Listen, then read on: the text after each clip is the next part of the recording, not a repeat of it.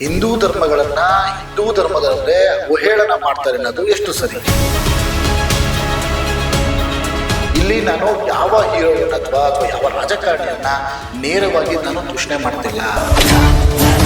ಅಯ್ಯಪ್ಪ ಸ್ವಾಮಿ ಮಾಲಾಧಾರಿಗಳು ನಿಜಕ್ಕೂ ಸಹ ಅವತ್ತಿನ ಕಾಲದಲ್ಲಿ ಅಯ್ಯಪ್ಪ ಸ್ವಾಮಿಯನ್ನ 45 ದಿನ ವ್ರತ ಮಾಡಿ ಪೂಜೆ ಮಾಡ್ತಾ ಇದ್ರು. ಅದಕ್ಕೆ ಆದಂತಹ ಪದ್ಧತಿಗಳಿದೆ. ಆದರೆ ಇವತ್ತು ಆ ಅಯ್ಯಪ್ಪ ಸ್ವಾಮಿ ಮಾಲಾಧಾರಿಗಳು ಕೆಲ ವ್ಯಕ್ತಿಗಳು ಮಾಡ್ತಾರೆ ಅಂದ್ರೆ ಎಷ್ಟು ಸರಿ? ತಮ್ಮ ಇಷ್ಟ ಬಂದ ಹೀರೋಗಳ ಅಥವಾ ರಾಜಕಾರಣಿಗಳು ಅಥವಾ ಯಾವುದೋ ವ್ಯಕ್ತಿಗಳ ಫೋಟೋನ ಕೈಯಲ್ಲಿ ಇಟ್ಕೊಂಡು ಶಬರಿಮಲೆ ಬೆಟ್ಟ ಅದು ಎಷ್ಟರ ಮಟ್ಟಿಗೆ ಸರಿ? ನಾವು ಪೂಜೆ ಮಾಡಬೇಕಾಗಿತ್ತು ಅಯ್ಯಪ್ಪ ಸ್ವಾಮಿಯವ್ರನ್ನ ಅಲ್ವಾ?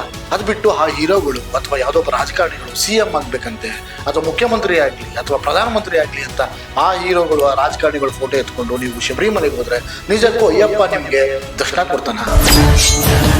ನಮ್ಮ ಧರ್ಮವನ್ನ ಅಥವಾ ನಮ್ಮ ಹಿಂದೂ ಧರ್ಮವನ್ನ ನಾವೇ ಅವಹೇಳನ ಮಾಡೋದು ಅಥವಾ ಅದಕ್ಕೆ ವಿರುದ್ಧವಾಗಿ ನಡ್ಕೊಳ್ಳೋದು ನಿಜಕ್ಕೂ ಸರಿನಾ?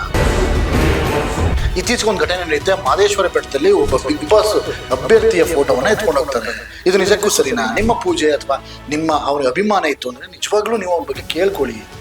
ಅವ್ನ ಫೋಟೋ ಇಟ್ಕೊಂಡು ದೇವಸ್ಥಾನ ಮುಂದೆ ನಾನು ಟ್ರೋಲ್ ಆಗಬೇಕು ಅಥವಾ ನಾವು ವೈರಲ್ ಆಗಬೇಕು ಅಂತ ಮಾಡೋದು ಎಷ್ಟರ ಮಟ್ಟಿಗೆ ಸರಿ? ಈಗ ಅದು ಕಾಮನ್ ಆಗಿ ನಡೀತಾ ಇದೆ, ಸಾಮಾನ್ಯವಾಗಿ ಆಗ್ಬಿಟ್ಟಿದೆ.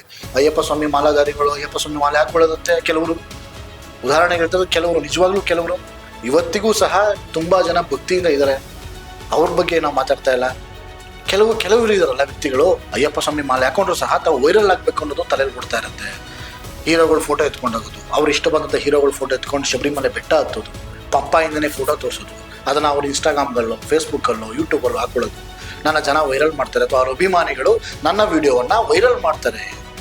ನೀವು ಮಾಡ್ತಾ ಇರೋದು ನಿಮ್ಮ ಹೀರೋಗಳನ್ನ ವೈರಲ್ ಮಾಡೋ ಉದ್ದೇಶದಲ್ಲಿ ನಮ್ಮ ಧರ್ಮವನ್ನ ಅಥವಾ ನಮ್ಮ ಹಿಂದೂ ಧರ್ಮವನ್ನ ನಿಜಕ್ಕೂ ಸಹ ನೀವೇ ತುಳಿತಾ ಇದ್ದೀರಾ, ಅವಹೇಳನಕಾರಿ ಮಾಡ್ತಾ ಇದ್ದೀರಾ ಅಂತ ನಿಮ್ಗನ್ಸಲ್ವಾ? ಎಷ್ಟರ ಮಟ್ಟಿಗೆ ಸರಿ ಇದು?